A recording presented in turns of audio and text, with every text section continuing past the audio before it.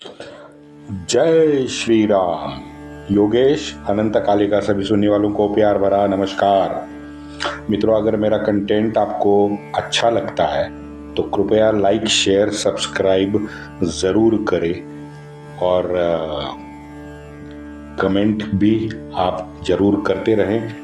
Like का button दबाना ना भूलें, क्योंकि नए एल्गोरिथम के तहत ये भांड यूट्यूब वाले हमें उसके तहत जिंदा रख पाएंगे। तो आपसे विनती है, कृपया लाइक करें और अपने ग्रुप में शेयर भी करें। आगे बढ़ते हैं। कल हमने राक्षस भुवन की लड़ाई को थोड़ा सा सुना। अब आगे मित्रों, राक्षस भुवन जैसे प्रभु श्री राम के पदकमलों से पावित हुई ये पवित्र धरती यहाँ भीषण संग्राम के तहत पूरी लाल हो गई थी। हाँ, ये मैं मानता हूं कि ये युद्ध इतिहास प्रसिद्ध इतर जो बड़े बड़े रण संग्राम जितने भी हमने देखे हैं, हाँ, वो स्केल में बहुत बड़ा या उनके जैसा बिल्कुल नहीं था, छोटा था, लेकिन इसकी दाहकता बड़ी भीषण थी।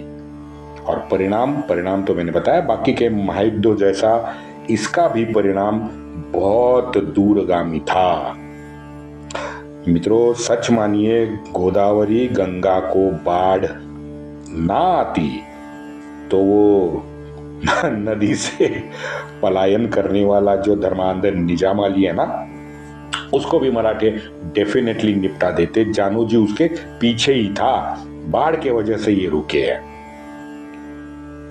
और जब युद्ध हुआ उस दिन इतनी जबरदस्त तेज बारिश आ गई कि दोपहर को ये शुरू होने वाली बारिश ने सारी युद्ध भूमि का आसमंत पूरा धुंधला कर दिया था। इतनी जबरदस्त बारिश थी। माधवराव ने पत्र लिखा है, युद्ध मात्र 6 घटिका चला। बस मैंने कहा था ना कि सुबह तड़के 3:30-4 बजे से ये जो युद्ध शुरू हुआ है, दोपहर होते मैंने बारिश आने के बाद में शायद ये सब रुक गया, क्योंकि कोई बचा ही नहीं था।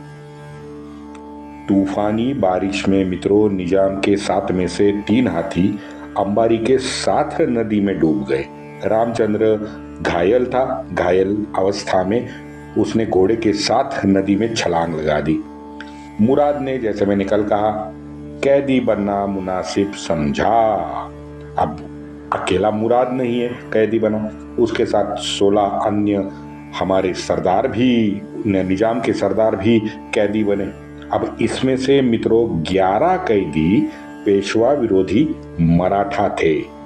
आंकड़ा ध्यान रखो, 16 से ज्यादा कैदी हुए, उसमें से 11 पेशवा विरोधी मराठे थे। अब बताओ।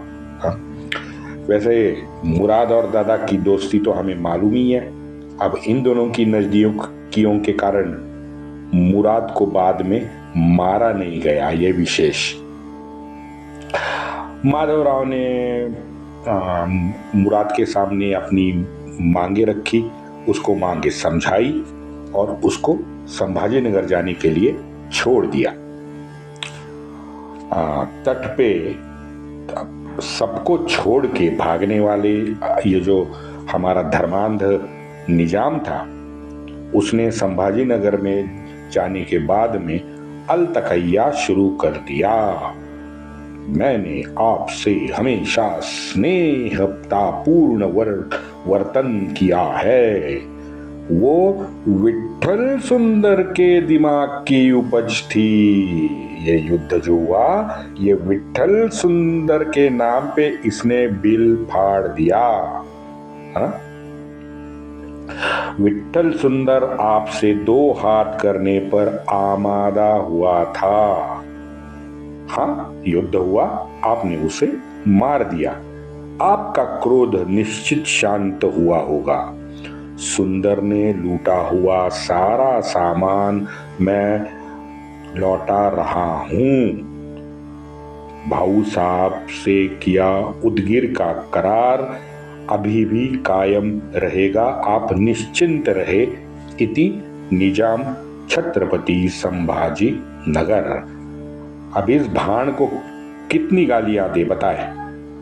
मैं इतना क्या कहते हैं मराठी में तो बहुत, चलो छोड़ो, आप समझ गए।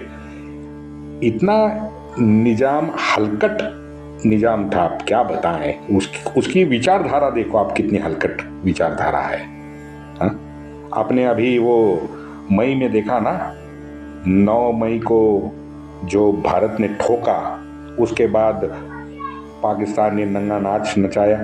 उसके बाद 11 मई के बाद क्या हुआ? कुछ अलग हुआ है? कुछ नहीं अलग हुआ। 11 मई के बाद पाकिस्तान के वो आतंकी खानदान में पैदा हुआ वो डीजीएमओ का लौंडा, हाँ डीजीएमओ है ना, वो तो आपको हिस्ट्री पता होगी। उसका बाप तो रिकॉग्नाइज्ड यूएन आतंकी था, ओसामा बिन लादेन के साथ था वो हरामी। उस डीजीएमओ लौंडे ने भारत में हमारे डीजीएमओ साहब को फोन किया, रोने लग गया। अब तो ये तो हमारे एयर चीफ मार्शल ने पूरी दुनिया को बता दिया कि भाई उसने फोन किया, रोने लग गया। साहब बस करो बस करो, हाँ आपको करना था आपने कर दिया। 9 आतंकी अड्डे आपने गिरा दिए, 11 एयरबेस का तो एयरबेस ध्वस्त कर दिए, 6 हवाई जहाज हमारे गिराए। अब तो बख्श दो महाराज, अब तो बख्श दो, बस करो। अब मरे हुए को क्या मारना। हमारे भी डीजीएमओ साहब ने कह दिया हाँ ठीक है, उन्होंने कह दिया होगा कि हाँ ठीक है, बातचीत करता हूँ एंड हम लोग बंद कर देते हैं, चलो सीज फायर।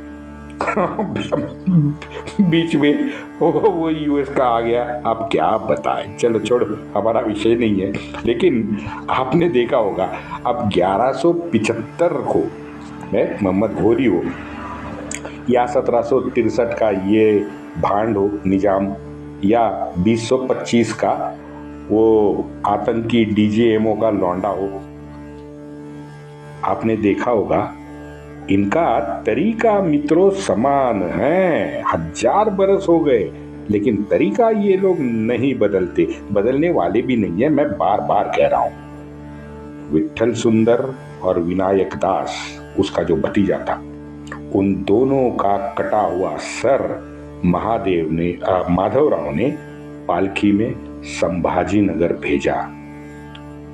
चौंकिए मत मित्रों, ये वो आग थी जनवरी 1761, ध्यान में रखा है, ध्यान आई, वो आग थी। और वो आग अभी भी मराठों के सीने में जैसे धड़क रही थी। कुछ मात्रा में राक्षस भुवन में उसमें थोड़ी सी कमी आई होगी, ऐसे मुझे लगता है। तात्या, सखाराम बापू और पिराजी गायकवाड़ जानोजी भोसले को लेने गए। बाबूराव हरी, सखाराम हरी और महिपत राव, इनका नाम लेना क्रम प्राप्त है बिकॉज इस राक्षस भुवन के युद्ध में इन तीनों ने, बाबूराव हरी, सखाराम हरी ये 2 बंधु थे और अपने महिपत राव चिटनिस, इन तीनों ने इस राक्षस भुवन के युद्ध में विशेष पराक्रम दिखाया है। अब इनको बाद में बख्शिशी क्या मिली ये इतिहास को नहीं मालूम, लेकिन माधवराव की भी मित्रों जीवनी की ये प्रत्यक्ष लड़ाई पहली बार उन्होंने लड़ी है।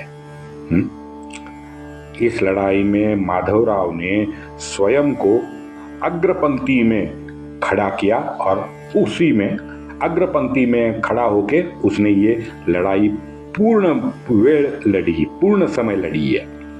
इस युद्ध में सारे सरदार हो, उनकी टुकड़ियां हो, उस सारों में आपसी तालमेल मित्रों बहुत बहुत सुंदर रहा। हाँ, समन्वय जबरदस्त रहा।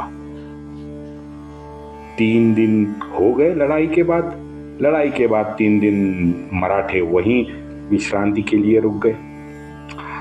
3 दिन के बाद अब मुख्य फौज जो मराठों की थी उसको घर की याद सताने लगी, क्योंकि निजाम ने पुणे जिले में उत्पात मचाया था। तो इन लोगों को अपने बच्चे, अपने परिवार की बड़ी चिंता सताने लगी। आहिस्ता आहिस्ता एक एक टुकड़ी करके मावड़े अपने अपने घर की तरफ लौटने लगे। गोदावरी गंगा को बाढ़ आई थी, तो 8-10 दिन का वो अटके रहे। 8-10 दिन के बाद बाढ़ उतरने लगी तो आहिस्ता आहिस्ता सब जाने लगे। बहुत सारे पैठण की ओर भी चले गए।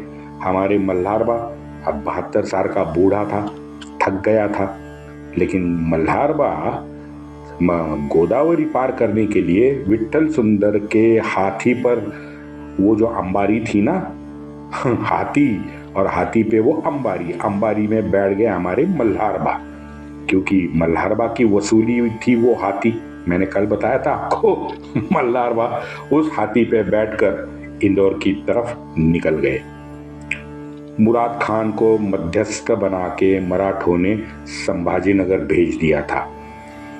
उसके साथ माधवराव की मांग थी 1 करोड़ रुपए नकदी। नागपुर तक का पूरा उत्तर पूर्व आग्नेय महाराष्ट्र जो था, उसकी मांग पेशवा ने कर दी। अब जाहिर है निजाम ने ठुकरा दी, और वो अपेक्षित भी था, क्योंकि माधवराव ने भाग्यनगर के निजामाबाद तक का सारा प्रदेश निजाम से मांग लिया था, तो जाहिर है निजाम तो देने वाला था नहीं। इसमें मित्रों गोदावरी का सारा उत्तर यानी पूरा विदर्भ आ गया, उसमें पूरा मराठवाड़ा, संभाजीनगर का प्रदेश भी इसमें आ गया। जाहिर है निजाम ने हाँ ना करते करते समय लगाया, और इसी समय का उपयोग उसने अपनी फौज को स्थिर स्थावर करने के लिए लगाया। ये भाग वो फिर लौटेगा। वो बॉर्डर में कुलभूषण खरवंदा भी बोलता है ना सनी जी को कि सनी जी याद रखो, मोमिन है, फिर लौटेगा। कुलभूषण खरवंदा याद है ना उसका डायलॉग? बस यही है। निजाम ने हाना करने का समय लगाया और अपनी फौज को स्थिर सावर करने में उसका उपयोग किया। उसके सामने और एक मसला आया था, बड़े भाई सलाबत जंग का, क्योंकि आपको मैंने बताया कि सलाबत जंग को बीदर में हमने निजाम अली ने बंद करवाया था। मीर मुगल उसका छोटा, वो भी भाग गया था। वसालत जंग, जिसे मैंने ये वसालत जंग का भी आपको बताया है, जिसे मीर मुगल भी कहते थे, वो भी भाग गया था। तो ये तो औरंगजेब जैसा हो गया। हाँ, दोनों भाई को निपटा के निजाम अली भाग्यनगर में बैठ गए गद्दी पे। तो ये सलाबत को बीदर में उसने बंद कर दिया था। उस सलाबत को निजाम ने 19 सितंबर को सलाबत का सर बीदर किले में तन से जुदा कर दिया। चल, धर्मांधता का और एक उत्कृष्ट उदाहरण निजाम ने पेश किया। गुड। माधवराव ने अपनी मांगे रखी थी। अब वो मांगे निजाम ने मानी नहीं, लेकिन उत्तर देने में थोड़ा सा समय लगाया। तो उस उत्तर आने की प्रतीक्षा माधवराव राक्षस भुवन में बैठकर कर रहा था कि भाई यहां से हिलूंगा नहीं जब तक उत्तर नहीं आएगा। वहीं लड़ाई के बाद तीन दिन के बाद जानोजी भोसले का आगमन हुआ।